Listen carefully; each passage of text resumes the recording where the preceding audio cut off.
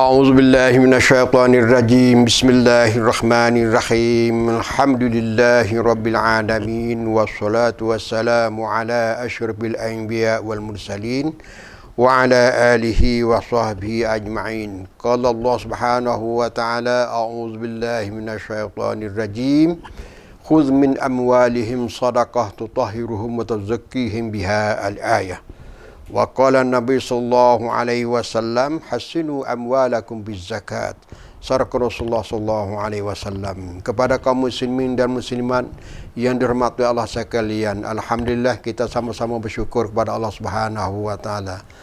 Allah beri kemuliaan kepada kita sampai kita berada di bulan Ramadan dan penghujung Ramadan, dan kita berdoa semoga Lailatul Qadar tercapai pula kepada kita sekalian, insya-Allah. Kepada kaum muslimin dan muslimat, dalam ruangan ini sikit sebanyak kita cuba muzakarah sehubungan dengan masalah zakat. Yang mana kita cuba muzakarah dalam ruangan yang lalu bahawa zakat adalah satu daripada rukun Islam. Bilalah siapa-siapa dia hamba-hamba Allah yang terlibat, yang ada harta terlibat dengan zakat, cukup syarat kena mengeluarkan zakat, maka zakat itu jadi rukun Islam kepada dia. Maka pada hari ini sikit sebanyak cuba kita muzakarah setengah lagi zakat yang ada di kita tu mana baik dengan kita serah kepada amin dia dilantik ulil amri ataupun dengan kita bagi sendiri. Ini kita kena kembali kepada di zaman sahabat. Di zaman sahabat ada seorang sahabat, dia ada mempunyai harta. Ada punya harta dan pula dia terlibat dengan zakat. Dia tanyalah di antara kawan-kawan dia, sahabat-sahabat dia. Dia tanya siapa dia? Dia tanya akan Ibnu Umar, tanya Abu Hurairah, tanya Sa'id Al-Khudri, dan lain-lain lagi. Dia tanya guana? Dia tanyanya an uqassimaha au arfa'aha ila sultan. Maksudnya dia bagi sendiri ke ataupun serah kepada sultan tu lebih baik. Zakat dia tu apakah dia bagi sendiri atau serah pada sultan ataupun amir lebih baik. Maka kata dianya fa amaruni, pakak suruh dia jami'an, suruh belaka. Suruh buat lagu mana? An arfa'aha ila sultan, bahawa serah zakat itu kepada sultan. Bukan beri dak serah mana dia cara. Beri pada sultan. Makhtalafa alayya minhum ahadun, sore pun maknanya tak ada menyalahi, ittifaq jawab lagu tu belaka.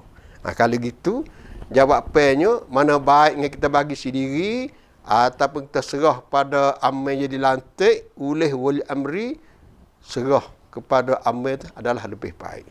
Kerana lebih berlaku keadilan. Amir dia tahu. Orang yang berhak menerima zakat dalam salah satu tempat tu ada berapa bahagian, dan satu bahagian tu ada berapa orang. Tu kata zakat kita tu akan berlaku lebih adil.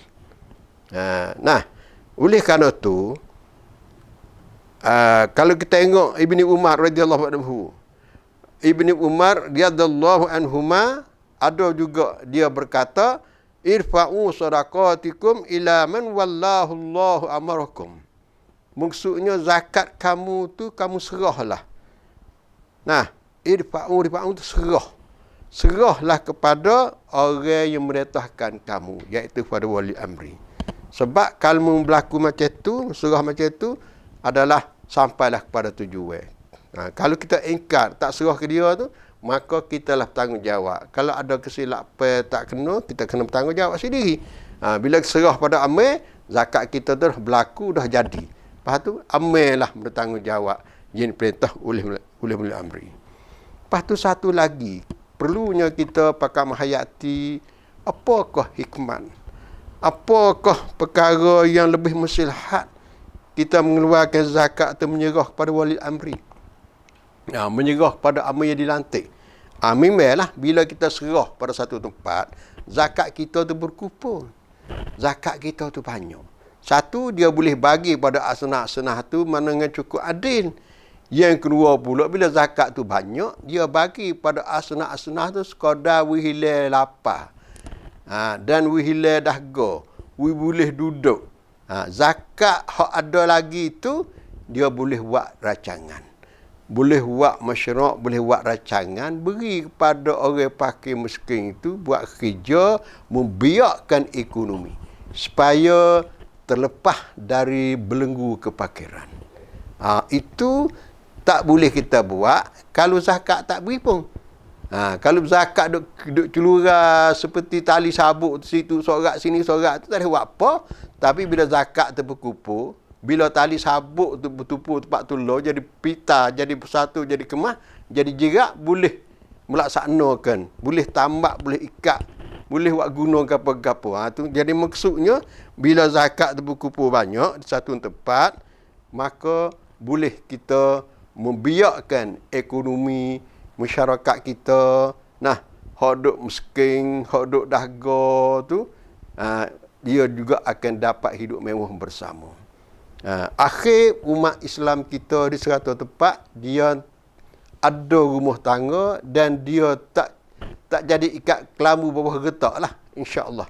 Sebab zakat ni lah sebagai dia ni boleh membiakkan ekonomi dia. Itu di antaranya. Sebab kalaulah dia tu bercara hal zakat dia ni mengikut dalam peraturan sungguh, maknanya dia boleh membiakkan ekonomi dari hari ke hari, akhir dia lepas daripada belenggu kefakiran, insya-Allah. Kepada kaum muslimin dan muslimat yang dirahmati Allah sekalian. Lepas tu akibat bagi orang yang tidak mengeluarkan zakat. Tah dunia satu, akan jadi calo-cale harta dia yang ada. Nah, jadi maknanya akan jadi harta dia tu tidak diberkati oleh Allah Subhanahu Wa Taala kalau dia tidak mengeluarkan zakat. Sebab ada hadis Rasulullah sallallahu alaihi wasallam yang memberi maksudnya, kalaulah harta zakat duk bercampur dengan harta kita duk ada, kita tak mengeluarkan zakat, jadi harta zakat tu membinasakan, menjadi rusak harta kita yang ada. Hak ni dia jadi bankrupt ni, dia jadi mupuh ni. Kerana kita tidak mengeluarkan zakat. Zakat ni betul-betulnya membajakan harta kita. Orang yang mengeluarkan zakat supaya kita berbaju harta dia lah. Menego pokok nak tagai. Sebab itulah Nabi kata, hasinu amwalakum bil zakat. Jagalah keselamatan harta kamu dengan mengeluarkan zakat. Kepada kaum muslimin dan muslimat yang dirahmati Allah sekalian. Oleh kerana itu, sebagai seri yang kedua ni, saya berserulah kepada kaum muslimin dan muslimat yang ada harta benda terlibat dengan zakat, kita sama-samalah mengeluarkan zakat. Dan kita mengeluarkan zakat itu, kita serahlah kepada amir, kepada orang yang bercara hal zakat, iaitu amir yang dilantik oleh wali amri. Lepas tu sikit nak beri pengertian sehubungan dengan masalah amir. Amir yang dilantik ni, nah, apakah di atas kita ni wajib patuh? Kita kena dengar, kita kena taat ke dia, macam mana?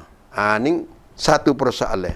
Sebab kadang-kadang tu orang jadi amir tu peringkat ilmu dia tu kurang pada kita.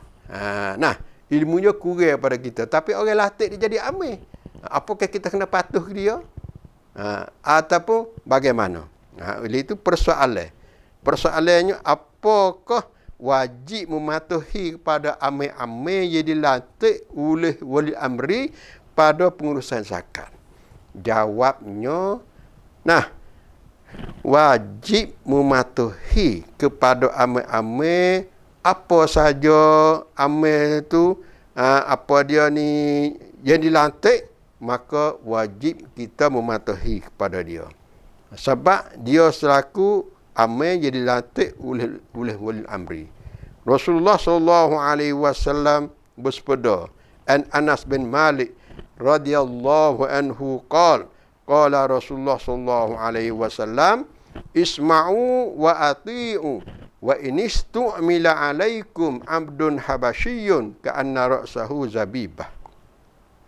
Artinya, hendaklah kamu dengar dan hendaklah kamu taat. Wa inistu'mila alaikum abdun habasyiyun.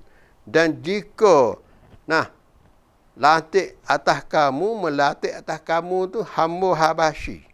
Hamba Habasyi ni mah hina lah. Ka'anna ra'sahu zabibah. Kulit pun hitam, goto pun tak selisa mana lah. Orang hina. Tapi dilantik dia tu jadi amir.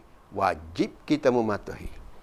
Oleh itu, kalaulah persoalan kata, apakah kita kena patuh pada amir? Jawabnya, kena patuh. Mengikut hadis daripada Anas bin Malik radhiyallahu anhu.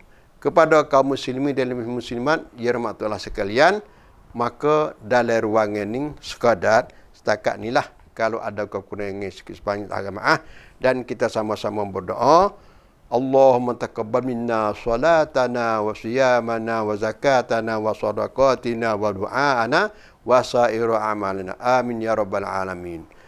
Assalamualaikum warahmatullahi wabarakatuh.